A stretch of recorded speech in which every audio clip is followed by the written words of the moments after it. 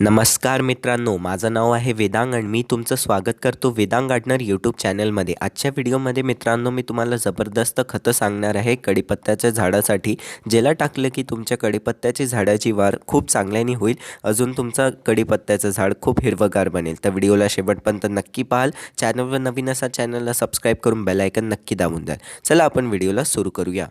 याच्या पहिले मित्रांनो मी कढीपत्त्यावर व्हिडिओ टाकला होता, तर त्या व्हिडिओमध्ये मी सांगितलं होतं की कढीपत्त्याचं झाड आपल्याला घरी कसं उगवायचं असते, याला उगवण्याचे पद्धती कोणते आहे, अजून हे तुमच्या घरी तुम्हाला कुंड्यांमध्ये वगैरे जमीनमध्ये कसं उगवायचं असते ते डिटेलमध्ये सांगितलं होतं।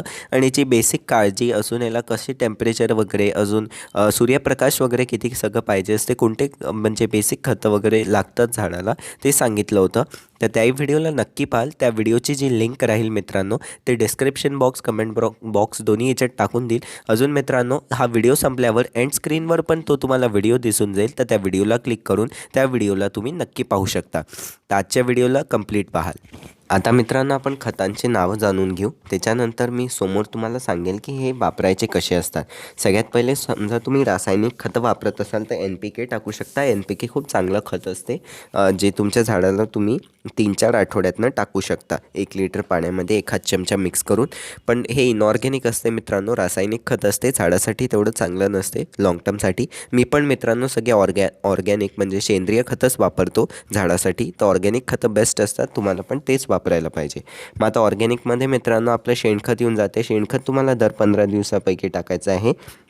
एखाद छोटी मुठ्ठी असे तुम्ही टाकू शकता त्याच्या, किंवा मित्रांनो तुम्ही 2-3 महिन्यातनं पूर्ण चांगल्याने पॉटभर शेणखत टाकू शकता। म्हणजे एका महिन्यातनं एकदा चांगलं पूर्ण पॉटचं जेवढंही एरिया आहे तेवढं शेणखत तुम्हाला चांगल्याने फैलवून तुमच्या याच्यात टाकून द्यायचं आहे। शेणखतवरही चॅनलवर व्हिडिओ बनवला आहे घरच्या घरी कसं तयार करायचं। मग मित्रांनो गांडूळ खत म्हणजे वर्मी कंपोस्ट, हे पण घरी कसं तयार करायचं, अजून झाडात वापरायचं तेही सांगितलं आहे। तर हे पण मित्रांनो तुम्ही वापरू शकता। 3-4 आठवड्यातनं तुम्हाला झाडात हे टाकायचं असते। मग मित्रांनो सीवीड फर्टिलायझर किंवा झाईम फर्टिलायझर खूप चांगलं असते मित्रांनो। अजून हे तर बेस्ट असते, जे पण लीफ डिसीज वगैरे असे आपले पिवळे पानं पडतात किंवा असे झाडाचे हिरवेगार पानं नाही आहेत, अजून चांगले असे वाळलेले पानं येतात, त्या सगळ्यांना म्हणजे ट्रीट करायला हे आपण वापरतो, ते आहे सीवीड एक्स्ट्रॅक्ट किंवा झाईम फर्टिलायझर। खूप चांगलं असते मित्रांनो, यांनी टाकण्याने हिरवगार होते झाड। अजून त्याचे जे पानाचे मी तुम्हाला स्पेसिफिक प्रॉब्लेम सांगितले ते झाडाला होत नाही। मग मित्रांनो याच्यासाठी बेस्ट आहे वाळलेल्या पाण्याची खत। वाळलेल्या पाण्याच्या खतमध्ये खूप जास्त नायट्रोजन असते, अजून हे थोडं थंड पण असते झाडासाठी, तर हे खूप चांगल्याने झाडाला दिले जाऊ शकते। तर हे वाळलेल्या पाण्याची खत घरच्या घरी कशी तयार करायची त्याच्यावरही मी माझ्या चॅनलवर व्हिडिओ टाकून ठेवला आहे, तर तोही व्हिडिओ नक्की पाहा। हे जे सगळे खतांचे व्हिडिओ आहे मित्रांनो, याची मी प्लेलिस्टच एक तयार केली आहे, त्या व्हिडिओच्या शेवटमध्ये मी ती प्लेलिस्ट टाकून देईल। तर त्या प्लेलिस्टला क्लिक करून सगळेच व्हिडिओ तुम्हाला लाईनीत दिसून जातील खतांचे। तुम्हाला जोही व्हिडिओ खताचा पाहायचा असला तुम्ही त्या प्लेलिस्टमधनं पाहू शकता। मग मित्रांनो वाळलेल्या पाण्याची पण खत तुम्हाला एका महिन्यातनं एकदा टाकायचं आहे। अजून याला कमीच मात्रामध्ये तुम्हाला झाडात वापरायचं असते, लेस क्वांटिटीमध्ये, कारण हे थोडंसं नायट्रोजन जास्त आहे म्हणून तुम्हाला कमी वापरायचे। जास्त नायट्रोजन पण झाडासाठी चांगलं नसते, तर ही एक काळजी घ्यायची असते। मग मित्रांनो याला आपल्याला जे जसं उन्हाळा आला तर उन्हाळ्यामध्ये खूप जास्त याला नायट्रोजन वगैरेचे जे खतं आहे ते तर टाकायला पाहिजे, पण थोडंसं प्रमाण कमी करायचं आहे, कारण ऊन खूप असते म्हणून।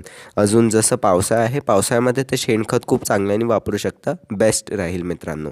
अजून जसंच मित्रांनो सीवीड एक्स्ट्रॅक्ट, अजून हे जे झाईम फर्टिलायझर आहे दर महिन्यात कोणत्याही सीझनमध्ये तुम्ही वापरू शकता, चांगलं राहील झाडासाठी। मग मित्रांनो आता जाणून घेऊ की याला ॲप्सम सॉल्ट पण टाकायचं असते। ॲप्सम सॉल्टचं तुम्हाला स्प्रे करायचा असतो झाडावर, खूप चांगलं असते। 1 लिटरमध्ये 1 चमचा टाकायचा आहे, झाडावर चांगल्याने फवारणी करून द्यायचं। ॲप्सम सॉल्ट मॅग्नेशियम सल्फेट असते मित्रांनो, याच्यात मॅग्नेशियम असते, सेल वॉल स्ट्रॉंग करते, झाडं हिरवेगार ठेवण्यासाठी मॅग्नेशियम म्हणजे ॲप्सम सॉल्ट वापरले जाते। तर ॲप्सम सॉल्ट ही नक्की झाडामध्ये वापरायची आहे। याचाही व्हिडिओ तुम्हाला त्या कंपोस्टच्या प्लेलिस्ट म्हणजे फर्टिलायझर्सच्या प्लेलिस्टमध्ये मिळून जाईल।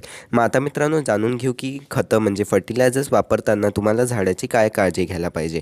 मित्रांनो पाणी नक्की टाकून द्यायचं आहे, की खतं टाकण्याच्या पहिले मॉइश्चर राहायला पाहिजे मातीत, तर पाणी नक्की टाकायचं आहे। बिना पाण्याचे खतं ॲब्झॉर्बही नाही होत आणि झाडासाठी ते खराब असते, तर पाणी नक्की टाकून द्यायचं आहे। 2-3 अजून काळजी घ्यायची आहे मित्रांनो सनलाईटची. 6 ते 8 तासाचं ऊन पाहिजे. जेवढं जास्त ऊन द्याल कढीपत्त्याला तेवढंच चांगलं असते. खत कमी राहिले तरी चालतील मित्रांनो, पण ऊन झाडाला खूप प्रमाणात ऊन लागलं पाहिजे. ऊननी हे झाडच खूप चांगलं होऊन जाईल.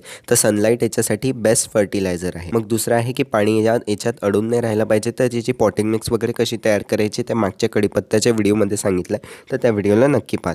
आता आपण पाहू झाडांसाठी बेस्ट खतं अजून त्यांना कसं वापरायचं आहे झाडांमध्ये. सगळ्यात पहिला खत आहे झाईम फर्टिलायझर किंवा सीवेड फर्टिलायझर. खूप चांगलं खत असते मित्रांनो झाडांसाठी. हे असं ग्रॅन्युअल सारखे येते. तसं मी तुम्हाला कुठे पण ऑनलाईन Amazon किंवा फ्लिपकार्ट वगैरे ऑनलाईन पण इझिली मिळून जाईल, किंवा तुमची जी फर्टिलायझरची शॉप म्हणजे ॲग्रिकल्चर शॉप्स जिथे असतात तिथे पाहू शकता, किंवा नर्सरी वगैरेमध्ये हे तुम्हाला खतं मिळत आहे का नाव तुम्ही नोट करून घ्याल. अजून मग तुम्ही तिकडे तुमच्या सगळ्या लोकल नर्सरीज वगैरेमध्ये पाहू शकता तुम्हाला खतं मिळतात. किंवा मित्रांनो सगळ्यात सोपी तर ऑर्गॅनिक तुम्हाला आपलं ऑनलाईन Amazon अजून फ्लिपकार्टवर खूप इझिली मिळून जाईल, तुम्ही घेऊ शकता. जी छोटी अशी कुंडी पाहू शकता तुम्हाला व्हिडिओमध्ये दिसत असेल उजवीकडे, तर ती त्याच्यात तुम्हाला 2-3 दाणे टाकायचे आणि ही अशी वाली मोठी कुंडी जी आहे त्याच्यात तुम्हाला 10 ते 15 दाणे टाकायचे. तसं म्हणजे मित्रांनो कमी जास्त झालं तरी झाडाला काही नुकसान नाही होत. दुसऱ्या नंबरवर आहे मित्रांनो सेन्सॉल्ट मॅग्नेशियम सल्फेट. मित्रांनो याचे तर फार छान फायदे असतात झाडांवर. 1 चमचा की 2 चमचा तुम्हाला घेऊन घ्यायचा आहे, आपल्या झाडामध्ये असं स्प्रिंकल करून द्यायचं आणि मग याच्यानंतर चांगल्याने पाणी टाकून द्यायचं. तिसऱ्या नंबरवर आहे मस्टर्ड केक फर्टिलायझर किंवा मोहरीच्या दाण्यांची खत. हे तर मित्रांनो तसं तुम्हाला ऑनलाईनमध्ये पण खूप इझिली मिळून जाते, किंवा मित्रांनो याला आपण घरी पण बनवू शकता. की याला घरच्या घरी कसं बनवायचं त्याच्यावर व्हिडिओ टाकलेल्या मोहरीच्या दाण्यांची खत खूप चांगली असते झाडासाठी. तर तो व्हिडिओ मी लास्ट एंड स्क्रीन वगैरे तुम्हाला देऊन त्या व्हिडिओला क्लिक करून तुम्ही पाहू शकता. त्याच्या डिटेलमध्ये सांगितलं याला वापरायचं कसं असते, अजून घरच्या घरी याला तयार कसं करायचं असते डिटेलमध्ये सांगितलं त्या व्हिडिओला नक्की पहा. मग मित्रांनो चौथ्या नंबरवर आहे शेणखत.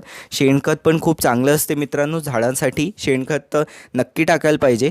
सगळे खत तर तुम्ही वापरायलाच पाहिजे, पण मित्रांनो जे शेणखत आहे ते नक्की तुम्हाला झाडांमध्ये टाकत राहायचं. याच्यात मित्रांनो नायट्रोजन असते आणि नायट्रोजन झाडासाठी खूप चांगलं असते. त्यांनी झाडं हिरवेगार तर राहतातच. शेणखत तर तुम्हाला दर 15 दिवसांपैकी एकदा तुमच्या झाडाला नक्की टाकून द्यायला पाहिजे. कारण 5व्या नंबरवर आहे लीफ मोड किंवा वाढलेल्या पाण्याची खत. याच्यावरही चॅनलवर व्हिडिओ टाकलेला आहे, तो व्हिडिओ पहा नक्की. डिटेलमध्ये सांगितलं की वाढलेल्या पाण्यापासून झाडांसाठी खूप चांगली एक नायट्रोजन ज्याच्यात खूप जास्त आहे ते खत कशी बनवायची, तर त्या व्हिडिओला नक्की पहा. 6व्या नंबरवर मित्रांनो वर्मी कंपोस्ट म्हणजे गांडूळ खत. गांडूळ खत पण घरी कसं तयार करायचं डिटेलमध्ये चॅनलवर व्हिडिओ आहे, तर ते तुम्हाला टाकायला पाहिजे.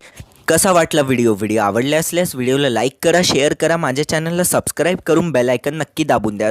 अजून मित्रांनो व्हॉट्सअपचा ग्रुप आहे, त्याला जॉईन करू शकता. झाडासंबंधित प्रश्न विचारण्यासाठी मी लिंक कमेंट डिस्क्रिप्शन दोन्ही याच्यात टाकून देईल. त्या लिंकला क्लिक करून व्हॉट्सअपचा ग्रुप जॉईन करू शकता आणि झाडासंबंधित काही प्रश्न असतील त्या ग्रुपवर विचारू शकता. धन्यवाद.